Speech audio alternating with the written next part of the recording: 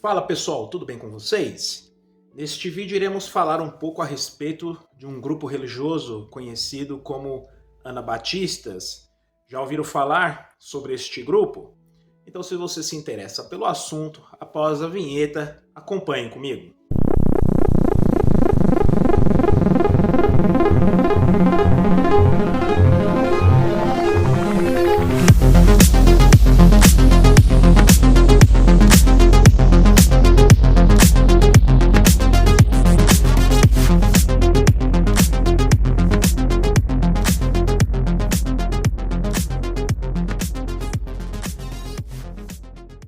Olá, sejam novamente todos muito bem-vindos. Para quem não me conhece, meu nome é Denis Silva e você está no canal Estudo Perspicaz, onde nós abordamos assuntos históricos, gramática grega, hebraica, curiosidades e outros assuntos interessantes. Se é a primeira vez que você está aqui, considere a possibilidade de se inscrever, dê o seu like aqui nas informações, compartilhe, também comente, quero saber a sua opinião sobre estes e outros assuntos. Neste vídeo iremos falar um pouquinho a respeito dos Anabatistas. Quando este grupo surgiu, em que basicamente eles acreditavam, como eles subsistem até hoje em nossos dias. Muito bem. Os Anabatistas, na verdade, não se refere a um grupo cristão específico. Esse termo é um termo genérico, aonde se é usado desde os primórdios do cristianismo, ali no final do segundo século para o terceiro século em diante.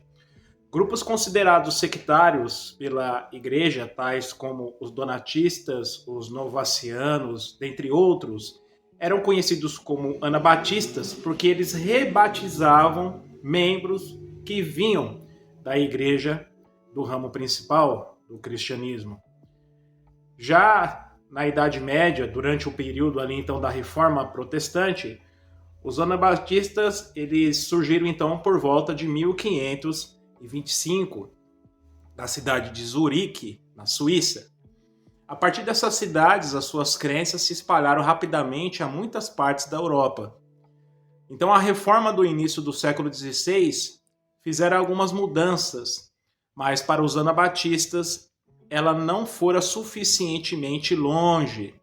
Por isso eles continuavam então insistindo para que essa reforma ela fosse cada vez mais profunda e que mudanças maiores houvesse dentro da igreja. Grupos tais como então os anabatistas e outros eram se chamados então como a reforma radical. Talvez você já ouviu falar nessa expressão. Qual, dentre outras, eram então as doutrinas que os anabatistas eles pregavam? Bem, conforme eu já tinha comentado, o termo anabatistas não se refere a um grupo específico de cristãos, mas sim a um nome, a uma expressão genérica que identificava vários grupos. Mas uma grande parte dos anabatistas, dentro então de um contexto protestante, eles rejeitavam então a doutrina da Trindade, ou seja, muitos anabatistas eram cristãos unitaristas. Também eles rejeitavam o batismo de bebês. O batismo era somente para adultos conscientes de um pacto sagrado, então, para com Deus. Também eles pregavam a separação entre a igreja e o Estado.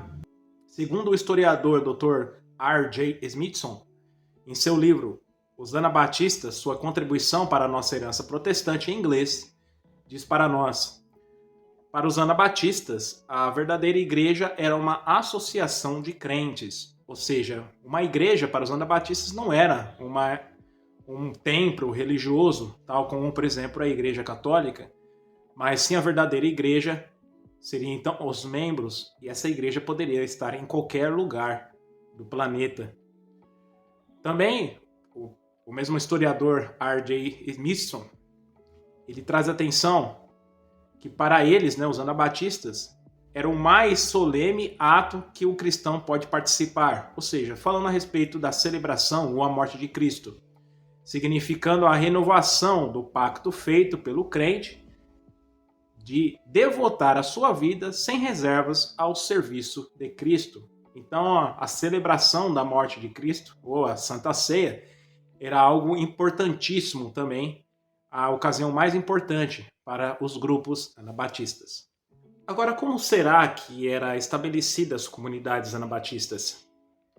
Os anabatistas mantinham uma elevada norma moral, numa sóbria simplicidade de vida, basicamente sem bens e ambições materiais.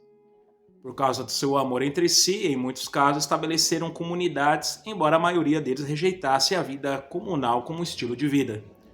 Contudo, à base da premissa de que tudo pertence a Deus, sempre se dispunha a usar seus bens materiais em favor dos pobres. Também eles tinham uma grande e elevada vida moral. Aqueles que cometiam erros, não se arrependessem e mudassem de vida, também eram expulsos ou retirados de suas comunidades.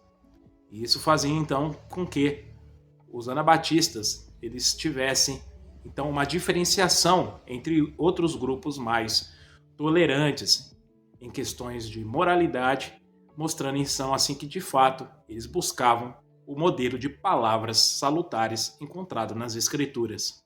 Mas infelizmente esta aparente tranquilidade que os grupos anabatistas eles tinham em tanto se juntar como também divulgar as suas mensagens, pois os anabatistas eram também pregadores itinerantes, infelizmente iria acabar.